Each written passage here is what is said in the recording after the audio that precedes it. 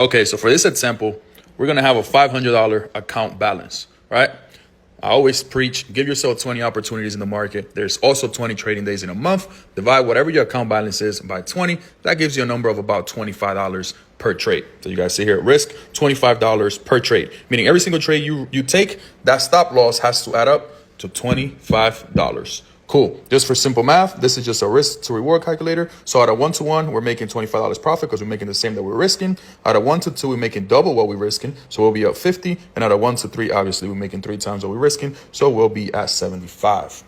Now, I drew here kind of like the tool that we use when we're in a trade, right? So let's say the market's here. Boom, boom, boom, boom, boom. Our buy entry got activated. So now we're in this trade, right?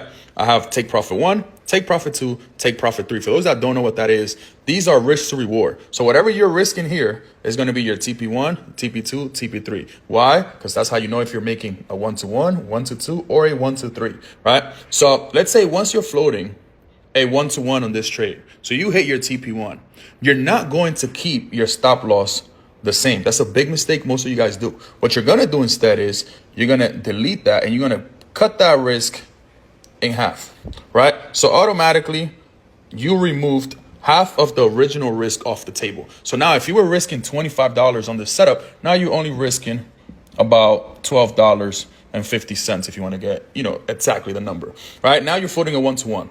If this trade was to come back down and takes you out, can you really be mad? Not really, because you only lost half of what you originally was comfortable with losing, right? But for this scenario's sake, let's say you don't lose. You're going to keep going. I'm showing you guys how to manage and trail your stops here, right?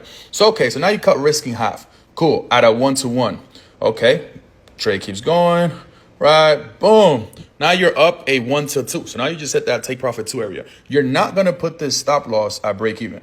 I am not a big believer in break even because I feel like it's just a waste of my time. So I'm going to put it in between, right? In between my entry and my take profit 1. So this gets eliminated, right? And now I have my stops in profits. So if this trade was to come back around, yeah, I won't close at the money I was up here, but I have zero risk on the table. Now, let's say this trade keeps going.